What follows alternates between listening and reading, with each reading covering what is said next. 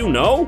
The Pokemon franchise has actually affected multiple scientific discoveries, the first of which was a protein discovered by an Osaka bioscience team comprised of 18 researchers. The protein was first described in 2008 by Shigeru Sato, who chose to name it Pikachu-Rin, after the Pokemon Pikachu. The protein is found in mammals and plays a key role in the transmission of information from eyes to the brain, more specifically, visual information on how the eye tracks moving objects. Without Pikachu-Rin, it can take much longer for the information to reach the brain, if at all. According to the researchers, the decision to name the protein after Pikachu was based on both the Pokemon and the protein possessing lightning-fast moves and shocking electric effects. Also, another scientific discovery was influenced by Pokemon. This time, the affected discovery was a gene currently known as ZBTB7. It's thought that ZBTB7 may act as a master switch for cancer and is responsible for the growth of cancer throughout surrounding cells. The gene was in fact originally named Pokemon,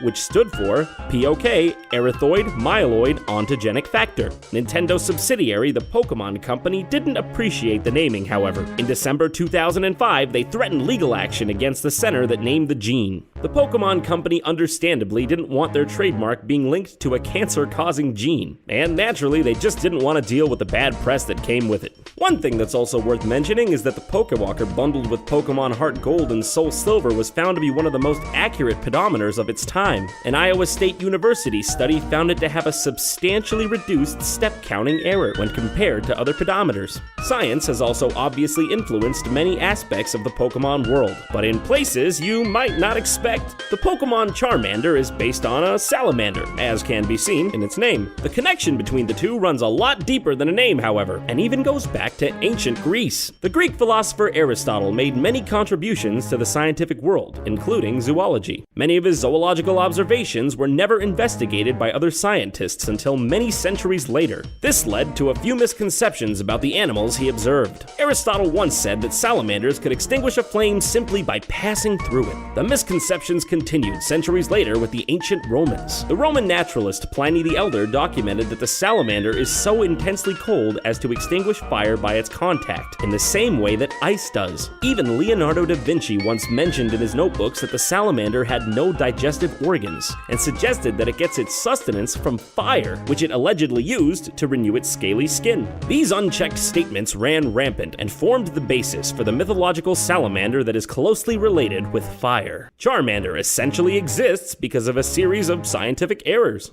The Pokemon Mew has been influenced by science in multiple ways. Mew is said to be the ancestor of all Pokemon, and naturally, this reflects life on Earth. It's believed that all life on Earth shares a much simpler common ancestor. Although life on Earth may seem amazingly diverse and unique, all creatures operate using the same mechanisms. All life is comprised of cells and has a genetic code. It's believed these fundamentals originated in an LUA, which stands for Last Universal Ancestor, around 3.5 to 3.8 billion years ago.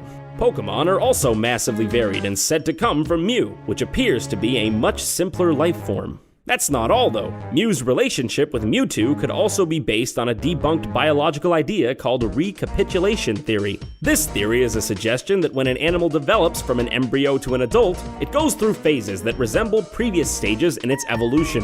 Mewtwo is seen as the next evolution of Mew and looks like a strong, fully developed creature. Mew, on the other hand, looks almost defenseless and greatly resembles an embryo. It's pink, rounded, with a large head and a tail. Even animals that don't have tails when fully grown, like humans, have developmental tails as they form in the womb. Mew has also been seen with spheres resembling an amniotic sac, a kind of bag that encases a fetus until shortly before birth. This connection between Mew, Mewtwo, evolution, and embryos is very reminiscent of a recapitulation theory. We've mentioned before that when Paris evolves into Parasect, it's actually being taken over by the fungi growing on its back. But we never explained what this is based on. Paris is based on the immature nymph stage of a cicada's life cycle. The fungi on its back belongs to a genus of fungi called Cordyceps, which is a real-life parasitic fungi that can affect the behavior of the host. Cicadas usually metamorphosize into a fully developed form that's capable of flight, but Paris's evolved form, Parasect, is based on a more morbid outcome for the insect.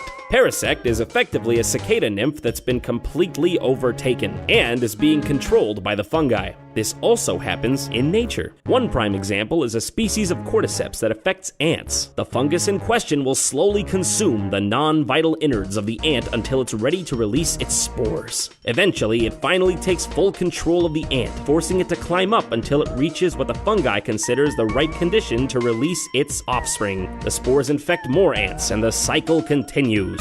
Parasect's Pokemon Crystal Pokedex entry mentions something similar, stating, "When nothing's left to extract from the bug, the mushrooms on its back leave spores on the bug's egg."